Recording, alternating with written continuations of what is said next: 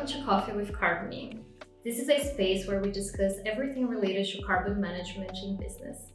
I'm Bea, and today I'm very glad to introduce our first guest.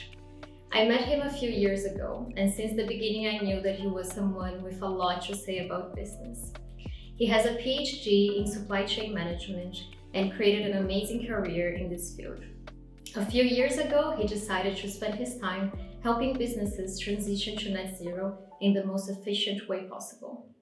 I'm very glad to introduce Christian Heinrich, the CEO and co-founder of Carbmee, the carbon management solution for complex supply chains. Hi Bea, thanks a lot and thanks for the compliments already. I hope I can prove a little bit of that what you are promising already in advance, and I'm really looking forward to the next 10 or 15 minutes. I'm pretty sure you're gonna make it. How are you feeling today?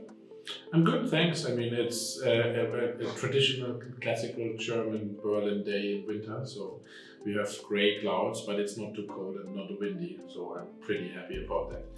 All good. And we have some coffee too. We have our coffee. So I'm gonna ask you our first question. You founded Carbmee 2 years ago, and since then the industry has matured a lot.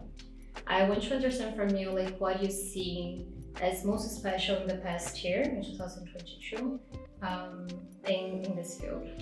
Yeah, that's a great question. I mean, it was very exciting for us. We started around about 2.5, 3 years ago with a concept because we realized the value chain emissions, so-called Scope 3 emissions, are a big pain and unfortunately also have a big share in the overall emissions if you look to the carbon emissions of a company.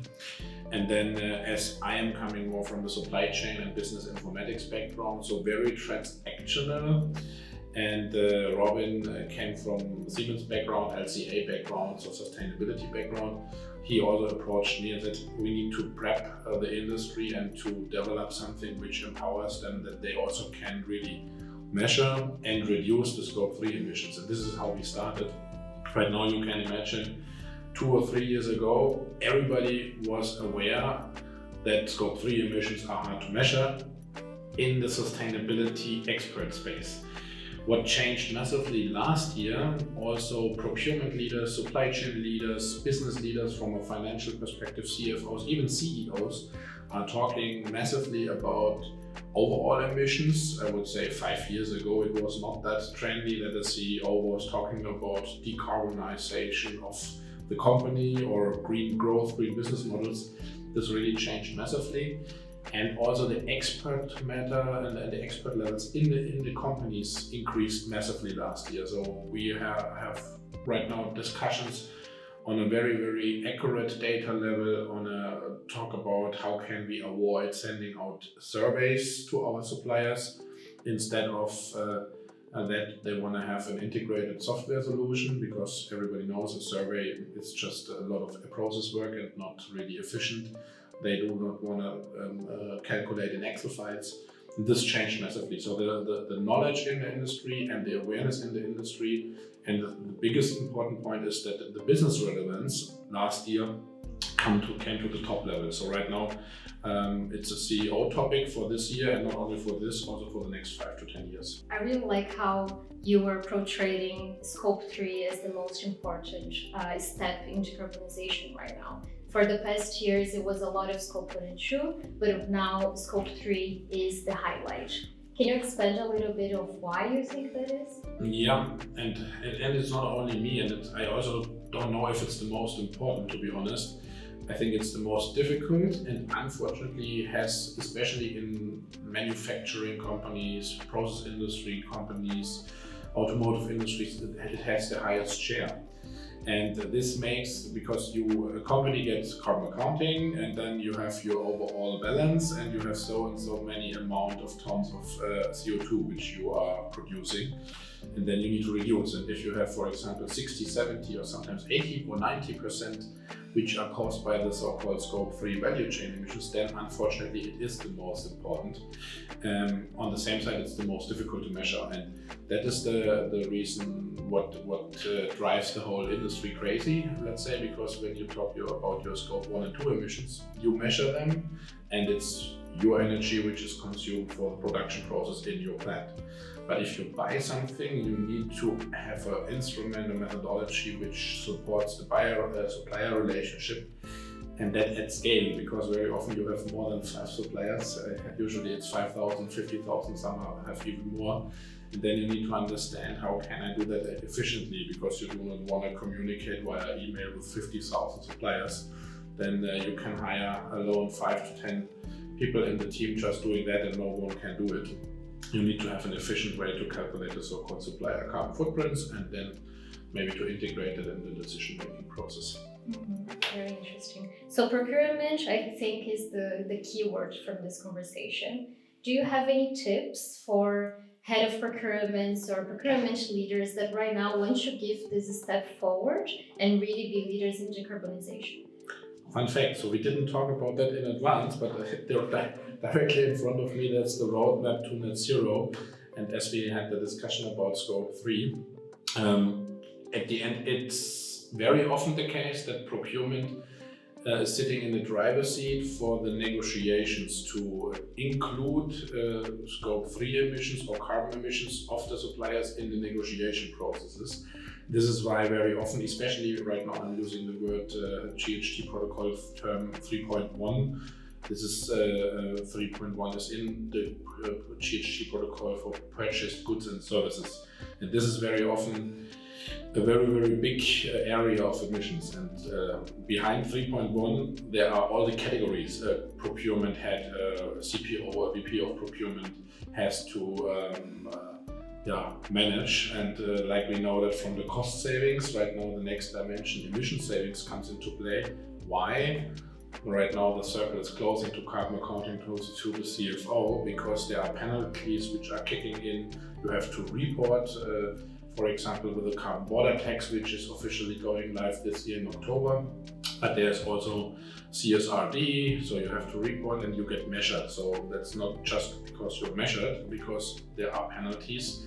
Right now we are talking about prices for 1 ton of emissions between 30 and 150. It really heavily depends which category. Right now I'm using procurement language again. Is it the aluminium? Is it the plastics? Is it the paper which I'm buying, whatever? And this is heavily complex. So at the end right now, why is procurement important? They have to bring home the savings, like they did bring home the savings from the normal cost perspective. We called it in the traditional world emission breakdown, cost breakdown, in the new world emission breakdowns. The logic is similar. Yeah. So it's very interesting what you're saying about procurement being in the leadership of this movement. It seems that it's a very complex job to do, especially because procurement, as you mentioned, is thinking about like other factors as well, not only carbon emissions, although carbon emissions is becoming a very relevant one. Do you have solutions, or like how do you propose that this problem can be solved? Yeah, that's a very good question. And I mean, this is, by the way, the main reason why we have started for almost 2.5 years ago with a prep, and we are celebrating our second birthday soon. We tried to make it as simple as possible for procurement, because at the end, procurement is collaborating with sustainability and in some cases also with R&D. It's similar to just producing a material, an output, or a product, an article. But right now you have this other dimension with CO2 and carbon, and procurement experts are not life cycle assessment sustainability experts. That's a totally different category, and also education. Nevertheless, they need to have an info point, which means this is the amount of CO2 which was caused from that supplier and will be caused from the same supplier if we purchase this and that amount, without starting in a black box. So they just need to have a number. They need to say, okay, this is a certified number. I can use that for my contracts, for the negotiations.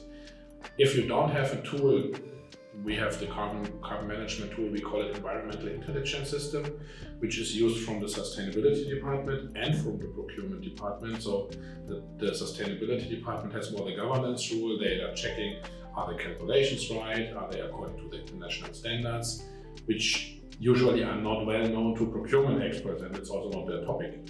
But the procurement experts get the figure and then they know, okay, this is ISO certified, it is according to GHG protocol. Then after some months, they also learn what the terms mean. But that's also not a topic for them because they just need the number. Without calling the sustainability department, please can you help me? I need to have an evaluation of my supplier and I do not even know if this is a hotspot supplier or not. So at the end, we support with transparency and with digital automated workflows and with pre-calculation via the measurement and instrument. And this is at the end something which is a repetitive process. That's why we have the software. I always compare it with an ERP system. 40 years ago, companies were working without an ERP system, so they sent around Excel files. I think maybe there were not even emails existing. This was definitely then a problem for the speed and for the globalization. With the ERP systems, you can communicate, you can have integrated production plans, and you know exactly where do I have what, how much inventory do I have in this plant, and that's at the end a similar logic here. So the sustainability department will never become a procurement and negotiation expert, and vice versa the same. The procurement department will and should never become a life cycle or a sustainability expert, and this is bridged from our carbon management solution. Yeah, that sounds like a great solution. I have a last question for you. What are your predictions for this field of procurement and supply chain for 2023? That's very interesting because I mean we hear very often, and I'm just coming out also from another panel talk. There was the energy crisis as a consequence of the Ukrainian-Russian war or conflict. But we thought last year this could also affect the carbon management, the decarbonization goals and targets. Definitely was not the case, it was the opposite.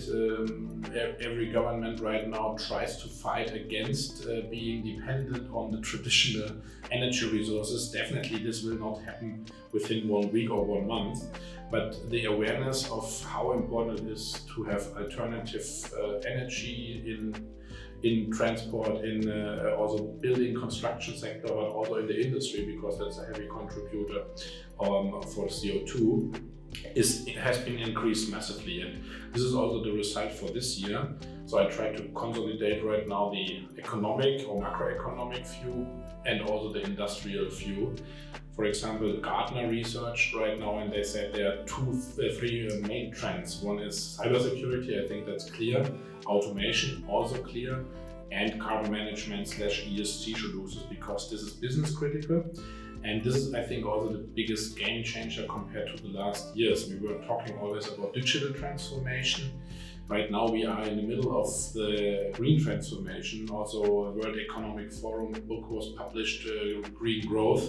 So we don't talk only about cost avoidance, it's really a business model game changer. May it be hydrogen, may it be alternative way of energy. Also the whole Tesla business model, if I want to use this example.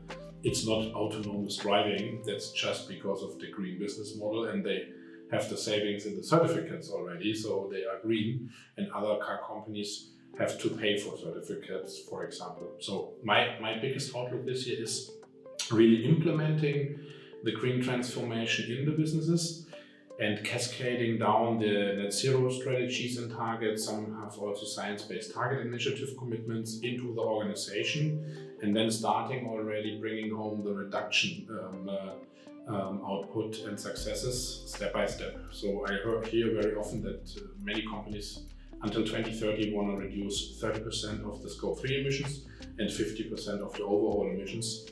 And this year is already 2023, so they need to start then this year bringing home at least some percent, and this will be a big challenge, but I think we are on a good way.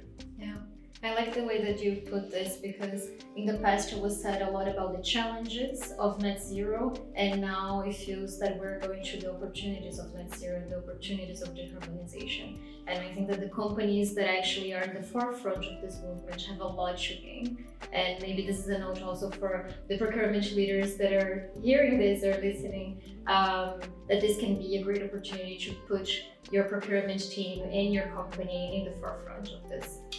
Yeah, maybe to summarize it a little bit, exactly speaking in business language, it's not only bottom line topics, so cost savings, etc., or cost avoidance, it's also top line growth, really becoming into green business models.